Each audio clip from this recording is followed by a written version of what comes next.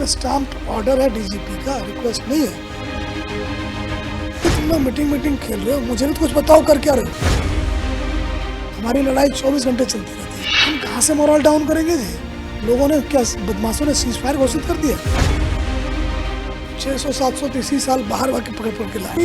ये कोई फैशन की चीज नहीं। जो ड्रग्स का आदमी घर में आप उसको भगाइए कि इधर नहीं आना जी, हमारे बच्चे खराब करोगे। तो इको सिस्टम है, उसके बेनिफिशियरी है। कायर लोग हैं, पूरी तरह से चूड़ी कसने में लगे हुए हैं। बड़ी ही विषम परिस्थितियों में हरियाणा पुलिस की कमान संभालने वाले शख्स फिलहाल हमारे साथ हैं। डीजीपी हरियाणा का मैं जिक्र कर रहा हूँ। सर, एक बड़ा चैलेंज है हरियाणा के सामने ड्रग का आज के दिन, बड़ा फैला हुआ है, कैसे पार पाएंगे? देखिए जी, हम तो एनसीबी में भी थे, तो जो हमारा 3 पॉइंट का मॉडल था कि हम इन्फोर्समेंट करेंगे, बेचने वालों को पकड़ेंगे और अवेयरनेस क्रिएट करेंगे कि नहीं लेना चाहिए, तीसरा कि ट्रीटमेंट कराएंगे। ये 3 मॉडल था, इस पर काम कर रहे थे। तो जब हमने इन्फोर्समेंट में सख्ती की, तो जैसे सिरसा फतेहाबाद में सप्लाई कम हो गया, तो जो एडिक्ट थे तो उन लोगों ने क्या किया कि फार्मास्यूटिकल के इंजेक्शन लेने शुरू कर दिए। उसमें 1-2 डेथ भी हुई है। तो हम एक नए तरीके से इसको देख रहे हैं कि एक स्टैनफोर्ड यूनिवर्सिटी का डिज़ाइन थिंकिंग लैब है कि हम डिज़ाइन की तरह देखते हैं कि भाई हरियाणा में ड्रग्स का प्रचलन है, तो उसमें डिज़ाइन प्रॉब्लम क्या है, क्यों है, इसका पेन पॉइंट क्या क्या है, क्या मैंने इस 3 सूत्री कार्यक्रम के अलावा और कुछ कर सकते क्या। तो उसके तहत मैंने एक, हमारे अभी डीआईजी हैं, उनको मैंने सिरसा भेजा है कि आप स्थानीय पुलिस को छोड़िए, अपने स्तर पर घूमिए आप और लोगों से पूछिए कि जी आपको क्या लगता है कि समस्या कहाँ है, ये क्यों ये खाने पीने का काम चल पड़ा, इसको कैसे रोक सकते हैं, पेन पॉइंट क्या क्या है, पेन पॉइंट क्या क्या है। तो वो हमने जैसे वो कहा कि आप सादे कपड़े में ऑलरेडी पहुंच चुके हैं, अपना काम शुरू कर चुके हैं, गांव दर गांव घूमेंगे। वो खुफिया तरीके से जो फाइंडिंग्स होंगी वो आप तक पहुंचेंगे। पुलिस के अफसर हैं, जानना आपसे बात करना चाहते हैं, क्योंकि आप यहाँ रोज उसको फेस कर रहे हो, हम तो अंदाजा लगा रहे हैं, आप फेस कर रहे हो।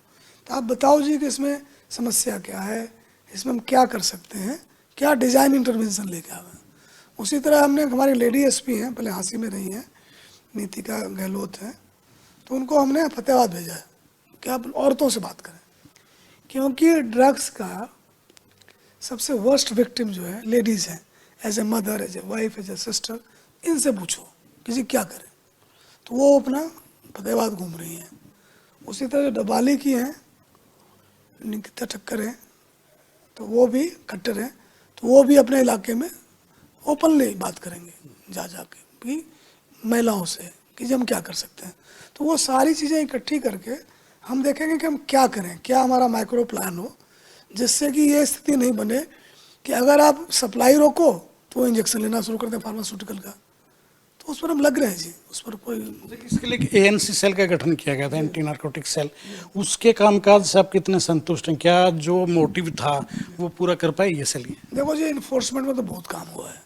आप देखो, हमने 600-700 30 साल बाहर वाके पकड़ के लाए है ना। लोकल भी काफ़ी हमने पकड़े हैं, उनकी प्रॉपर्टी जब्त कर ली है, उनको प्रिवेंटिव डिटेंशन में अंदर डाल दिया है। तो जो कर सकते हैं हम वो कर रहे हैं और आगे भी करते रहेंगे। अब ये है कि जो हम ये डिज़ाइन थिंकिंग लैब चला रहे हैं, जो हम लोगों से पूछ रहे हैं, हमारे अफसर जा के देखते हैं वहाँ से क्या समाधान निकलता है। जैसा मैंने ये कहा था ना जी कि पेरेंट्स अपने बच्चों को क्या दिखाते सिखाते हैं, तो उसका बड़ा असर पड़ता है। तो हम ज़रूर एक जोर इस पर लगावे स्कूल में, कॉलेज में, परिवार में, कि बच्चों से जो बात करते हो तो एक पक्की ये कहा करो कि बेटा ये नहीं करते, ये बड़ी कार में, कितनी बड़ी कार हो, कितनी चमकदार हो, इंजन में चीनी डाल दोगे तो कार खड़ी हो जाएगी। मोरल एजुकेशन का अभाव कहीं ना कहीं महसूस होता है। एजुकेशन नहीं, पेरेंटिंग। कि आप देखें कि जो आपका जो 3 पॉइंट हमने कहा था ना जी, कि अवेयरनेस होनी चाहिए कि भाई ये कोई फैशन की चीज़ नहीं है, ये कोई ऐसा नहीं मज़ा आ जाएगा टाइप से। मतलब ये तो आपको जाते ही आपके ब्रेन के सिनेप्स में फिट हो जाता है, और अगर आप नहीं ले रहे हैं तो वो बुखार होगा, जुकाम होगा, दर्द होगा, लेंगे तभी ठीक होगा, चक्कर पड़ गए उसके। तो क्लैरिटी हो, मैंने पेरेंटिंग का एक इम्पॉर्टेंट पार्ट है, ये स्कूलिंग का इम्पॉर्टेंट पार्ट है कि ये नहीं करना। कई चीज़ें हमको कहते हैं कि सिखाते नहीं, तो ये बिल्कुल सिखानी है दिमाग में कि भाई ये नहीं करना। दूसरा, पर्सनल एग्जाम्पल से लीड करिए। अगर पर्सनली खुद ही इस काम में लग रहे हैं तो बच्चों को क्या सिखाएंगे आप? तो खुद अपना जो लाइफ में क्लीन रखिए सिस्टम। आप ड्रग्स में मत जाइए। जो ड्रग्स का आदमी घर में, आप उसको भगाइए कि इधर नहीं आना जी, हमारे बच्चे खराब करोगे तुम। तो बच्चे पालने का एक बड़ा इंपॉर्टेंट पार्ट ये हो गया है कि उनको क्लियरली और कंसिस्टेंटली कहिए कि जी आपने ड्रग्स से दूर रहना है। तो एक बार उनके दिमाग में बात ये बैठ गई, तो जैसे कोई वेजिटेरियन नॉन वेज नहीं खाएगा, तो जो नहीं, जिसको दिमाग पका दिया गया ड्रग्स के खिलाफ, वो नहीं लगा, कहीं भी जाएगा वो। पेरेंट्स को भी अपनी जिम्मेदारियां समझनी होंगी, सीधी सी बात ये है। बिल्कुल जी। आपका देखो, आदमी को 20-25 साल संभाल के उतारना पड़ता है। दुनिया इतनी खतरनाक जगह है। कितना दिन स्कूल कॉलेज चलता है, कहाँ 6 साल के बच्चों को हम बाहर भेज देते हैं। तो क्यों ऐसा होता है? बाहर अगर मान लिया कि आपको समझ नहीं है तो कोई भी भगा लेगा आपको। तो आप देखें 20 से 25 साल तक पढ़ा लिखा समझा बुझा के तब बाज़ार में उतारते हैं। तो हम ये ना समझें कि हम बच्चे बस आ गए सब कुछ ठीक चलेगा। आपके बच्चे हैं, ओवर ड्राइविंग नहीं करें, स्क्रीन टाइम कम करें, मोबाइल देखते रहते हैं। अपना जो हुनर है, जो जो उनका जिसमें वो ठीक है उसमें वो बेस्ट करें। उनके पास कोई मार्केटेबल स्किल हो, वो ड्रग्स से दूर रहे। ये सारी चीज़ें आप ही का काम है जी। हरियाणा पुलिस दिन रात क्रिमिनल्स के पीछे लगी रहती है, लेकिन कुछ ऐसे बैड एलिमेंट्स हैं जो सरहद पार बैठ के नेटवर्क चलाते हैं। उन लोगों से कैसे पार पाएंगे आप लोग? वो नेटवर्क नहीं, एक इकोसिस्टम है, उसके बेनिफिशरी हैं। कायर लोग हैं, डंकी रूट से यहाँ से भाग गए, वहाँ लालच देते रहते हैं, तुमको दुबई ले आएंगे, तुमको इधर ले आएंगे, ये काम कर दो। तो वो एक छोटा मोटा ये इन्होंने जुगाड़ से फिट कर रखा है। तो हम अमेरिका से खींच के लाए हैं, पुर्तगाल से खींच के लाए हैं, 8 आदमी और खींच के लाएंगे। तो ये मतलब इनका कोई सेफ हेवन अब रहा नहीं है। और लोकल जो है, हमने SHO जिम्मेवारी डाली कि आपके इलाके में आप जो है रोज़ ये मंथन करो कि अगले एक सप्ताह में कौन इस तरह काम कर सकता है, और उसके पीछे लगो जी। ये नहीं कि कुछ हो गया तो पीछे पीछे दौड़ेंगे। तो हम पूरी तरह से चूड़ी कसने में लगे हुए हैं सर। स्पेशल टास्क फोर्स का गठन किया गया था STF हरियाणा का, खासतौर से नोटोरियस क्रिमिनल जो हम की नकेल डालने के लिए। कितना सक्सेस रही है STF? काफ़ी। आप कहें, एक तो देखें इसमें बेस्ट आदमी है जो जिलों में थे ना, जो इस काम में माहिर थे, उसको मिला के STF बना दिया गया, जिससे कि 24 घंटे इसी काम में लगे रहें, इंटर स्टेट और इंटरनेशनल कोऑर्डिनेशन में। तो इनकी बड़ी बड़ी कामयाबी है। आपने देखा लक्खा को पकड़ लाया है, एक और आ गया है। तो ये लगे रहते हैं जो बाहर विदेशों में बैठे हैं, उनको पकड़ लाने का। तो बड़ा इनकी अच्छी टीम है, अच्छे अफसर हैं, लगे रहते हैं। हमने काफ़ी इनका कर रखा काम जी। क्राइम अगेंस्ट वीमेन को लेकर चेक रहे, उसको लेकर क्या खास प्लानिंग आप लोगों की? एक तो देखें, आज भी पंचकुला में एक पोक्सो के केस में 20 साल की सज़ा हुई। तो एक तो लोगों को ये पता होना चाहिए जी कि ये बड़ा घाटे का सौदा है। हाँ, तो पोक्सो केसेस में 20 का साल का तो पक्का जी। तो उसमें हम लगे हुए हैं, जिससे कि मैसेज जाए। आज जो ऑपरेशन सिंदूर में लिखा था ना, जस्टिस सर्व्ड, हमने लिखा ट्विटर पर जस्टिस हैमर्ड।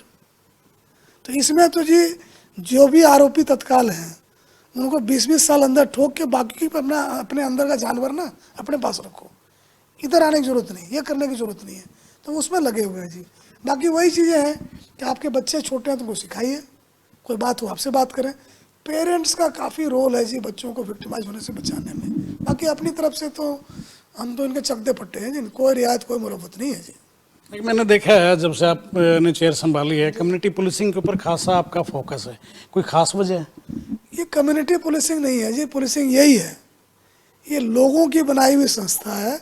लोगों ने ये कहा कि जी आप पुलिस पकड़ो और हमारे को ना ठगी बदमाशी नहीं चाहिए। तो हम जो मीटिंगें करते रहते हैं तो कहते हैं जी तुम लोग मीटिंग खेल रहे हो, मुझे भी तो कुछ बताओ कर क्या रहे हो, हमारे जान का सवाल है। तो हमने कहा देखो जी, हमारे SHO से हमारी जो बात होती है, हमारे SP से जो बात होती है, ये होती है। और ये टाइम स्टाम्प्ड ऑर्डर है DGP का, रिक्वेस्ट नहीं है। हमने कहा जी पब्लिक डीलिंग में आप बदजुबानी नहीं लाएंगे, और कोई आपको अगर इरिटेट करा, बहसबाजी नहीं करेंगे आप, करेंगे वो। आपका लेटर भी सोशल मीडिया पर काफ़ी वायरल हुआ है कि सर कह के बात करेंगे, अदब से बात करेंगे। नहीं करेंगे। बाय द वे आप देखें, किसी दुकान में कोई जाता है अच्छे से बात करते हैं कि नहीं?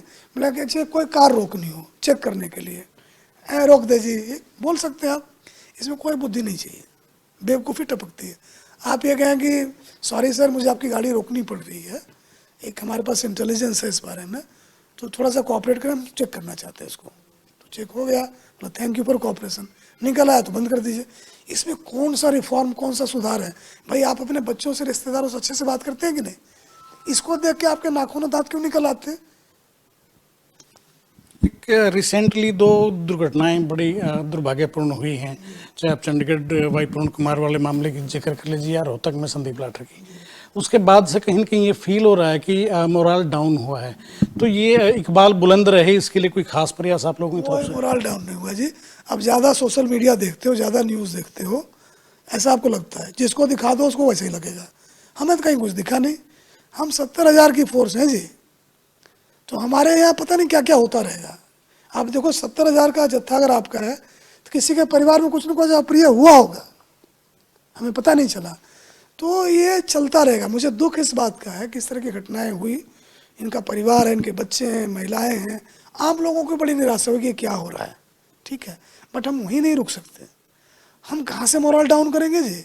लोगों ने क्या, बदमाशों ने सीज फायर घोषित कर दिया कि आप शोक मना लो, फिर लड़ाई शुरू करेंगे हम लोग। हमारी लड़ाई 24 घंटे चलती रहती है। उसके बाद कई हमारे मुलाजिम मर लिए ड्यूटी के ऊपर। तो ये तो हमारे जीवन का हिस्सा है। हमारे साथ सड़कों पर हम रहते हैं, गोली बारूद में लगे रहते हैं, तो चलता रहेगा। तो हमें वो दृढ़ता, वो संकल्प शक्ति है जी कि तमाम चुनौतियों के बाद भी हम लगे रहेंगे, क्योंकि आपका भरोसा हमारे ऊपर है।